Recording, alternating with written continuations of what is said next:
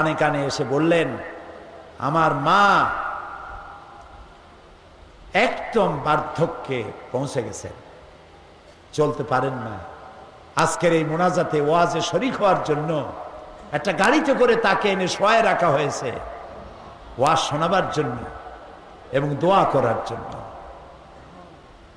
এই যে মায়ের প্রতি দরদ, মায়ের প্রতি মহব্বত, মা সুবহানাল্লাহ।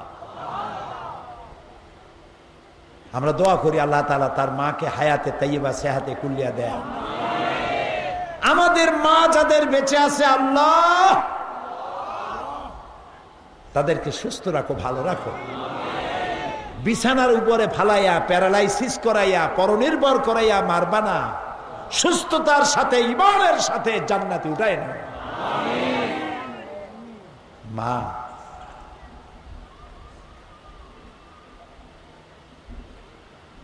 আল্লাহ রাব্বুল আলামিনের নবী বলেছেন, তিনজনের দোয়া কবুল হবে, মুসাফিরের দোয়া, মাজলুমের দোয়া, আর মা বাপ যদি দোয়া করে ওই দোয়া আল্লাহ রাব্বুল আলামিনের দরবারে মঞ্জুর হয়ে যায়।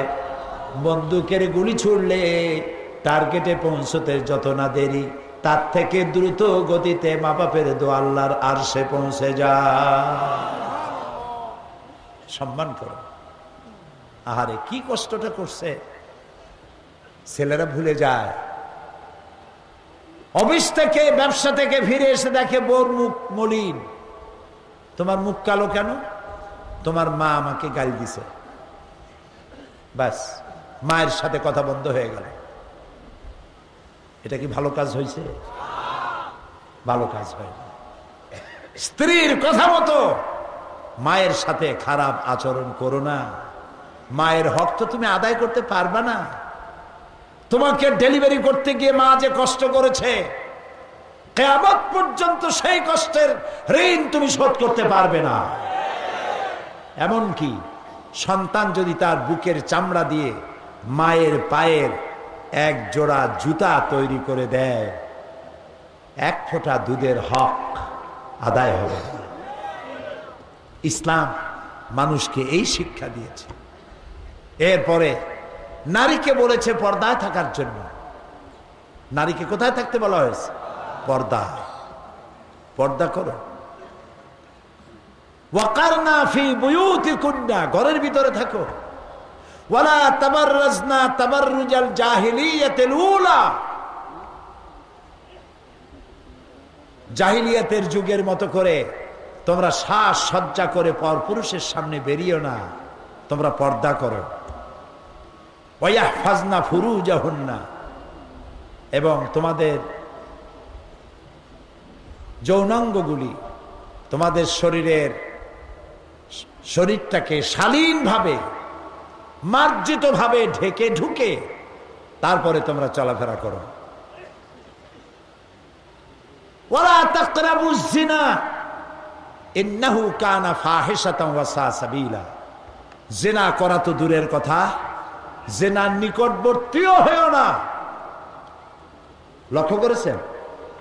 জিনা করা তো দূরের কথা, জিনার কাছেও যেও না।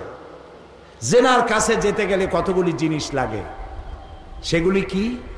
সেগুলি হচ্ছে অশ্লীল গান, অশ্লীল নাচ, সৌন্দর্য প্রদর্শনী, ব্লু ফিল্ম ইত্যাদি। এইসব জিনিসগুলি মানুষকে জেনার দিকে আকৃষ্ট করে। জুয়া, মদ, এগুলি থেকে বিরত থাকো। আর তোমার দায়িত্ব হচ্ছে তোমার সংসার। মহিলারা জিজ্ঞেস করেছিলেন, ইয়া রাসূলুল্লাহ, সাহাবীরা তো যুদ্ধ করে শহীদ হয়ে জান্নাতে চলে যাবে, আমাদের কি হবে? রাসূলুল্লাহ বলেছেন, আলাইকুন্না বিল বাইত ফাইন্নাহু জিহাদুকুন্না, তোমার ঘরই হচ্ছে, এটাই তোমার দায়িত্ব, এবং ঘরটাই হলো তোমাদের জন্য জিহাদ। এই ঘরে বসে তুমি তোমার সন্তানদেরকে লালন পালন করো। তার অর্থ এই নয় যে মেয়ে লোকেরা কোনো কাজ করতে পারবে না, লেখাপড়া করতে পারবে না। মেয়ে লোকেরা লেখাপড়া করবে, মেয়ে লোকেরা চাকরি বাকরি করতে পারবে, যুদ্ধ করতে যেতে পারবে, মেয়েরা রাজনীতি করতে পারবে, সব করতে পারবে, তবে পর্দা সহকারে। কি সহকারে বলেন? পুরুষের সাথে অবাধ মেলামেশা থেকে নিজেদেরকে হেফাজত করতে হবে সর্বাবস্থায়। এটা নারীকে আল্লাহ তাআলা এই অধিকার দিয়েছেন।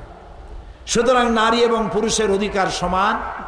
শুধুমাত্র একটি জায়গায় বুদ্ধিজীবীরা যেটা বলে যে আল্লাহ ঠকাইছে নারী, বলে নাউজুবিল্লাহ। সেটা কিভাবে বলে? যে ছেলেতে যা পায় মেয়ে তার অর্ধেক পায়। একটা মেয়ে যা পায়, দুইটা মেয়েতে যা পায় একটা ছেলে তাই পায়।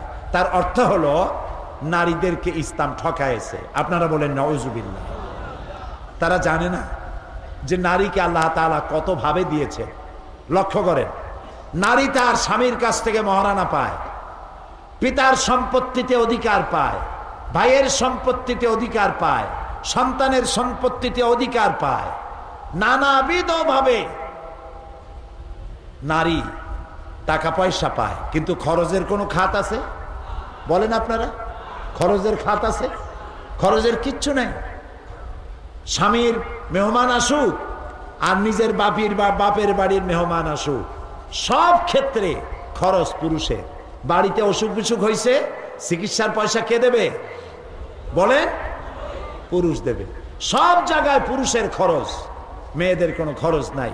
ইনকামের রাস্তাটাই আল্লাহ তাআলা তাদেরকে দিয়ে দিয়েছে। তারা লেখাপড়া শিখতে পারবে। হযরত আয়েশা সিদ্দিকা রাদিয়াল্লাহু তাআলা আনহা, তিনি হাজার হাজার সাহাবীদের হাদিসের ওস্তাদ ছিলেন, তাফসীরের ওস্তাদ ছিলেন।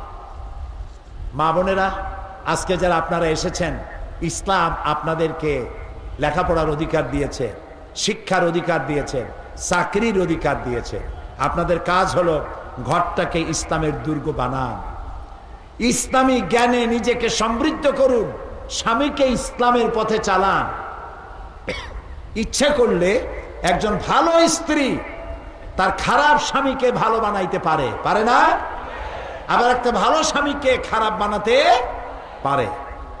আল্লাহর নবী বলেন, ওর থেকে ভালো স্ত্রী আর কেউ নাই, যে গভীর রাত্রি জাগ্রত হয়ে উযু করে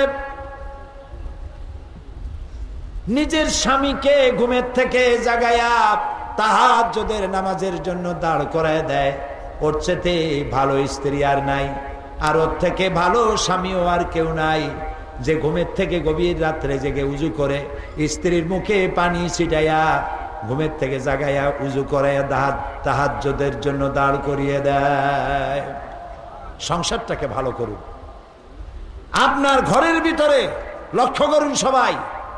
আমি অনেক বড় লোকের বাড়িতে গিয়েছি, দাওয়াত দিয়েছে, দেখেছি তাদের ড্রয়িং রুমে লক্ষ লক্ষ টাকার শোপিস আছে।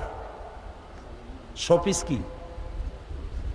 সৌন্দর্য বর্ধনের জন্য মূর্তি, পাথরের, ডায়মন্ডের মূর্তি দিয়ে সাজা।